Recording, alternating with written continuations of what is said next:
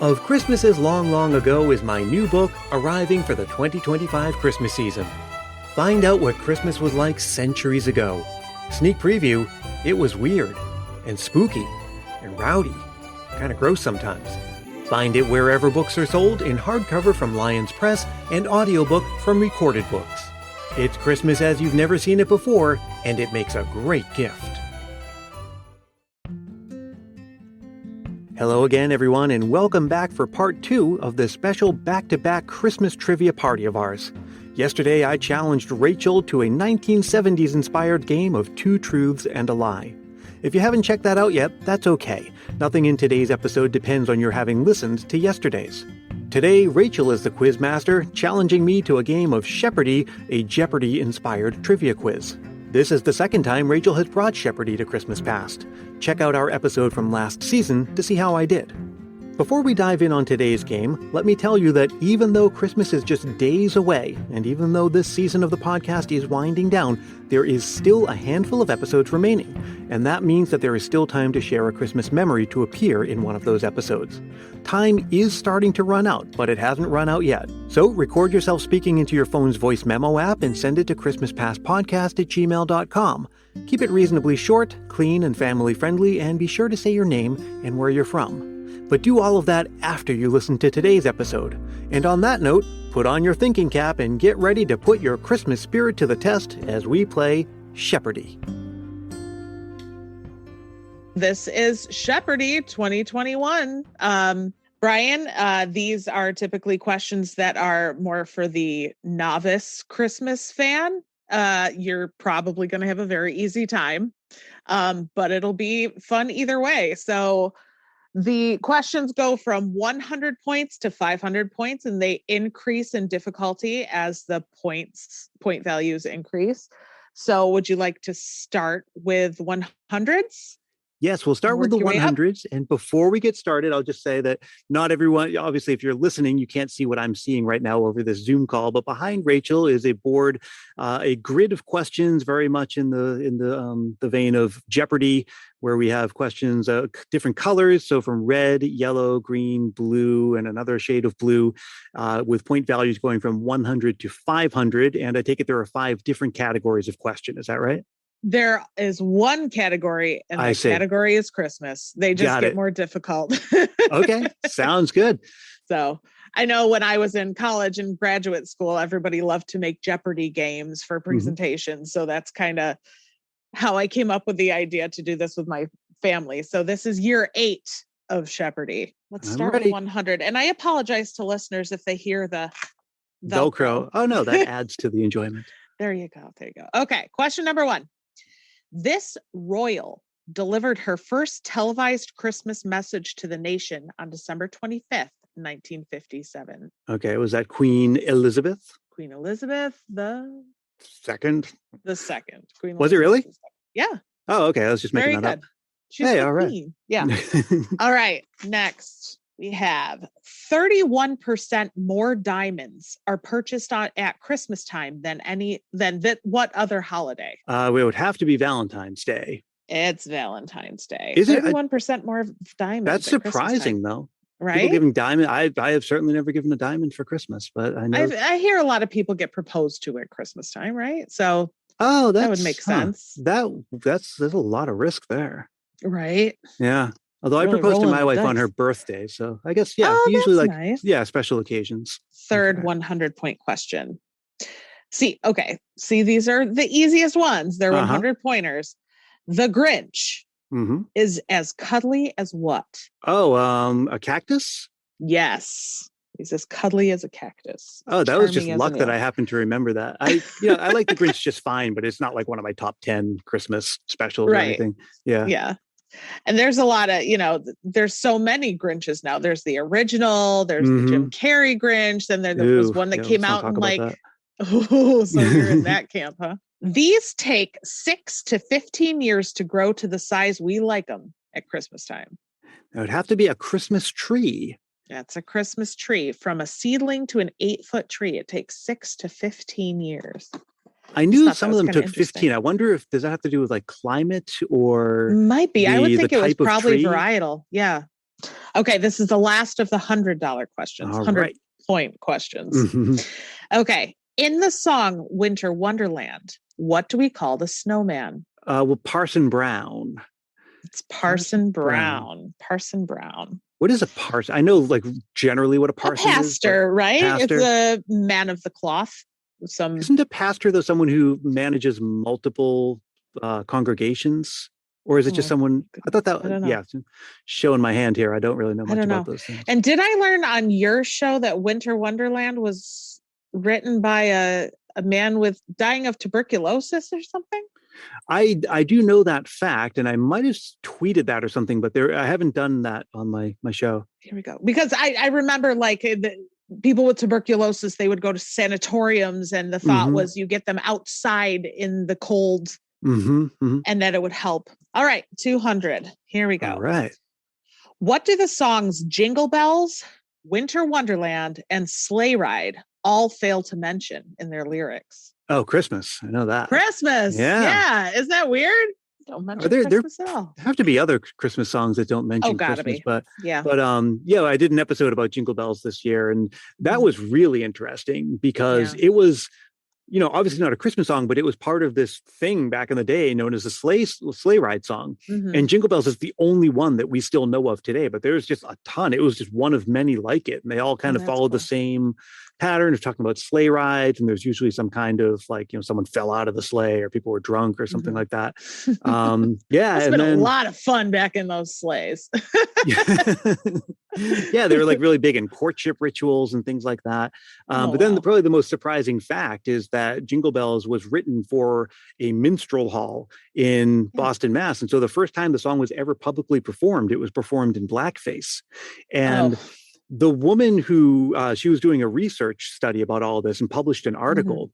And of course, one certain side of the media started attacking her, saying like, oh, she's saying Jingle Bells is racist, and like, oh, this is like an attack. This is part of the war on Christmas, like these woke liberals, blah, blah, blah. And she's like, whoa. Like, these are just presenting any commentary, no contextualizing. That is simply the fact. And so when I reached out to her, because I wanted to interview her, she was very wanted to make sure that I wasn't going to portray her in a negative light. Please, let's not cancel Jingle Bells. Please. Yeah, don't cancel. There's no need to cancel Jingle Bells, but knowing the history is very interesting. Right. It is interesting. All right, 200 points. What is the main ingredient in traditional gingerbread cookies? The main ingredient? It's not flour? It is flour. Okay, good. Flour. That's a tricky one. I'm trying to trap my family with that one because everybody's going to say ginger. Well, do you know the traditional gingerbread? The main ingredient was breadcrumbs. And really? Yeah. Hence bread, right? Yeah. And so I haven't tried making it yet. I really do. There's a guy on YouTube who has a channel called Tasting History, and he made traditional gingerbread. And it's like ginger, honey, licorice, breadcrumbs, and sandalwood. And sandalwood, which I basically thought that was something like a scent, like patchouli or something like that. Right. But it kind of looks like paprika. I think it doesn't taste like much. People would usually use it for coloring more than anything. Okay. But so then you boil all that stuff up and then you put it in a mold to dry, and it almost comes out tasting like a sticky confection. I guess almost like a fudge-like texture. Oh, I don't know if I'd like that. I don't know. It probably just tastes really sweet and kind of sickly. Right. In some recipes, you put beer in it. All right, 200 points. How do you say Merry Christmas in Hawaiian? Is that Mele Kalikimaka? That's the ticket. Mele Kalikimaka. That's my college roommate's favorite Christmas song. It's a good one. Shout out to Tim Babb from Can't Wait for Christmas. He's going to be spending the holidays in Hawaii with his family. Oh, jealous. I know, me too. Because right now here, looking out the window in New York, it's about 50 degrees and sunny. I'm feeling real Christmassy today. We have a rare rainy day here in the Bay Area. Oh, rain. The people of Finland leave candles here on Christmas Eve to honor their relatives who have passed on. Oh, wow. I have no idea. Let's just maybe the hearth? In graveyards. Oh, graveyards are said to be seas of light on Christmas Eve. That makes a lot more sense than my answer. Okay. See, they're getting a little bit more difficult, difficult. That must be really pretty. Yeah. Okay. This company debuted their first Christmas cards in 1915, though people originally started sending Christmas cards in 1843. It's going to have to be Hallmark. That's Hallmark.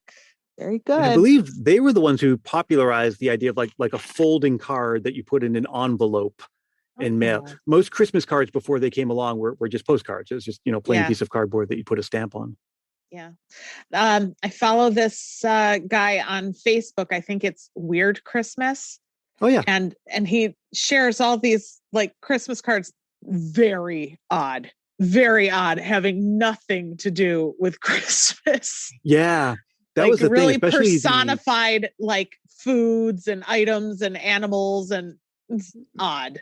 Victorian Christmas cards fell into two camps. Like either they would portray spring, right? It was supposed to be sort of like, hey, the winter's almost over, don't worry, kind of thing. Or it'd be Christmas. It'd be like animals doing weird things, right? Like a frog dressed up like as a soldier or something like that. Yeah. Or food like a Christmas pudding that's like running after you instead of you eating with it. Like eyes and mouth and legs. Exactly. Weird stuff. Yeah, that's Craig from Craig from Weird Christmas. He has a podcast and then also a pretty robust Twitter feed. Yeah, so very interesting. I enjoy it. Okay, we're on to the 300 points, so it's going to be getting a little bit more difficult, I hope, for you. Okay, let's go. The states of Maryland and Michigan both use this familiar fir and balsam related Christmas melody for their state song. Fir and balsam related Christmas melody. The Holly and the Ivy? No. Oh, Tannenbaum. Oh, Tannenbaum. Oh, Tannenbaum. That's Maryland and Michigan's state song melody. Really? Huh. Okay. We kiss beneath the mistletoe because the ancient Norse associated mistletoe with Freya, the goddess of what? Oh, I did an episode about mistletoe. I mean, like love, I suppose? Yeah, love and fertility. Okay, 300. The Christmas spirits of German citizens were heightened in 1989 because of this historic event that occurred the November prior. Oh, the coming down of the Berlin Wall? Yep, the fall of the Berlin Wall. Oh, the Berlin Wall. See, you were rocking this board, Brian. This is your game today. I remember at Macy's, you could actually buy a piece of the Berlin Wall. Really? They were selling them in little bags. I don't know why I remember that back at the, what was the name of that mall in Massachusetts? I don't know if teenagers still do this, like hang out at the mall. That seems like a very 80s thing, but not so much anymore. All right. This actor played a very bad Santa in 2003 alongside the late John Ritter and the late Bernie Mac. Oh, that was Billy Bob Thornton. Billy Bob Thornton. I have not seen that movie. It's bad. I mean, it's a decent movie. I kind of enjoy it, but yeah, he's bad.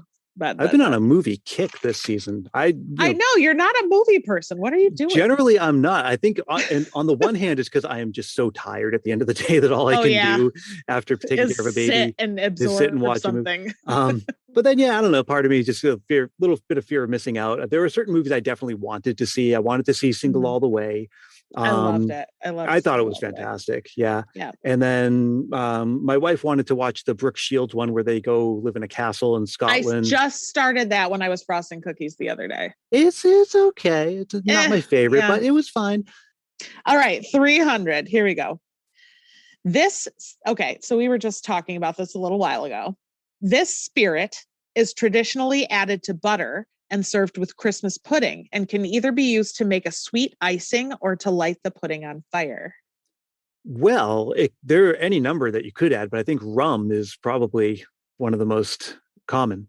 Oh, I have brandy here. Yeah. Okay. Didn't you say cognac? Yeah, cognac. Or when you said butter, I was like, okay, hot buttered rum, because you can use rum. Yeah. The pudding that I'm going to be making today, I'm using bourbon, which I believe is whiskey. I know zilch about alcohol. I just I buy it to make Christmas stuff. So I had to look it up, but I think bourbon's a kind of whiskey. Yes, it is. On to 400. Hopefully 400. These are going to get pretty hard now. Here we go. Okay, this is a very long-winded one. Okay, here we go. Let's go. This German professor of theology, priest, author, composer, former Augustinian monk, and seminal figure in the Protestant Reformation, actually had the first Christmas tree. Was it Martin Luther? It was Martin Luther. He came up with the idea of candlelit trees in 1536. Yeah, I think I talked about that in the episode on Christmas lights. And there was like, that might be true. It's like a common, because, the story was it's supposed the lights were supposed to remind him of the Star of Bethlehem or something like that. Okay. Which U.S. president moved Thanksgiving back from November 30th to the fourth Thursday of November to extend the opportunity for holiday shopping and help depression-strained retailers? Yeah, that was FDR. It was FDR. Okay. What auspicious animated television event premiered in December 1965? Has to be Charlie Brown Christmas. It's Charlie Brown. Charlie Brown. Yeah, we just did an episode about that. I know. Yeah. And I listened to it and I'm like, darn it, he's going to get that one too. Well, there were a lot that came out in the 60s. That was when Mr. Magoo and... Did Frosty come out in the 60s? Yeah, Frosty's from the 60s. Okay. This European country has a tradition of a witch dropping gifts for children down the chimney. Yeah, La Befana. That's from Italy. I have that this tradition is celebrated on the night of Epiphany on January 5th. All right, last 400 pointer. What was Frosty the Snowman's nose made of? Corncob pipe and a button nose. A button nose. Good job. That was another trapper. I'm trying to trap my family because everybody's going to say carrot. Okay, moving on. 500. Okay, you talked about this pretty recently too. When St. Nicholas dropped gold down the chimney of the home of three poor dowryless sisters, it created the what Christmas tradition? Yeah, it was supposed to have been the leaving the stockings by the chimney. Yes, stockings by the fireplace. And I think people would leave stockings by the fireplace anyway to dry them. Them. The idea was that St. Nicholas, when he came, he would put the treats in the stocking. Only problem was chimneys weren't invented until about 800 years after St. Nicholas's time. That's a Roman invention from much later. So it's like, I think with a lot of these legends, you assume that part of it's made up, but there's just no way that's true. Well, and I had read somewhere that he threw it in the window because their father was not going to accept charity. So he's like, I'll just throw it in the window, and it landed in the stockings. All right, 500. Here we go. This U.S. state that shares its name with a popular musical was the first to declare Christmas an official holiday. Yeah, Oklahoma. That was, when was that? 18 something. It was a federal holiday in 1870 under President Grant. And I want to say it was like 1830 something. They were the first ones to call it a state holiday. And even so, that didn't necessarily mean much because state holiday, it was, I believe, into the early 20th century that schools and banks would still be open on Christmas Day in Massachusetts. Right. Yeah. All right. The New York Sun published this famous editorial on September 21st, 1897, a response from Francis P. Church to a question from 8-year-old Virginia O'Hanlon. Yeah, that was, yes, Virginia, there is a Santa Claus. Yes, Virginia, there is a Santa Claus. And there was a full story, a full television special based on Yes, Virginia, where Charles Bronson plays Frank Church. Really? And this was, Do you remember what year this was? I mean, it has to have been in maybe the 70s or 80s. Ed Asner's in it too, I think. Okay, 2 questions left. Let's go. Here we go. The name of this city is found in the states of Pennsylvania, Kentucky, Indiana, New Hampshire, Maryland, Connecticut, and Georgia. Well, I know there is a Christmas, Connecticut. Is it Christmas? It's not Christmas. Is it Santa Claus? No. Oh. Okay, this is one of those questions where if I add one word to this question, you're going to get it. The name of this holy city is found in the states. Oh, okay. Bethlehem. It's Bethlehem. Bethlehem. I've been to Bethlehem, Pennsylvania. It's like this old steel town. I guess it's maybe like an hour outside of Philly, I think. And it has this big rusty thing in the center. I don't know what it is, but it was obviously used for doing rusty industrial stuff. But it was, I believe, the day after Christmas of 2014, when we were moving from Massachusetts to California, we did a road trip, and that was one of our stops. And they still had a bunch of Christmassy stuff going on. It's a really cool place. All right. Last question, Brian. It's a little one. What other title is O Come All Ye Faithful known by? Adeste Fidelis? Correct. See, Brian, you dominated the Sheperdy board. You only missed 3 questions. Did I really? Only 3? The whole board, yeah. My gosh. Well, I hope that you listening at home did as well as I did and that you had fun listening to Rachel and me play another edition of Sheperdy. Rachel, thank you so much. Thank you, Brian, and have a Merry Christmas. Hey, thanks so much for listening. Did you do better than I did? Well, no matter what, I hope you had fun and that it got you into the Christmas spirit. A big thanks to Rachel for coming on again this year and sharing her brand of Christmas cheer with the rest of the Christmas Past family. Christmas Past is produced in wonderful Willow Glen, California by yours truly, Brian Earl. As we enter the final countdown to Christmas of 2021, let's stay connected and continue sharing our Christmas spirit. You can find me on Facebook, Twitter, and Instagram, and do join our private Christmas Past Facebook group if you haven't yet. And if you're really feeling the Christmas spirit, why not help more people discover the show? It's as easy as telling a friend about it or leaving a review on Apple Podcasts. If you do leave a review, I'll send you a Christmas Past sticker and a handwritten Christmas card as my way of saying thanks. Reach out for details on that. I'll be back again before you know it with an all-new episode. Until we meet again, may your days be merry and bright.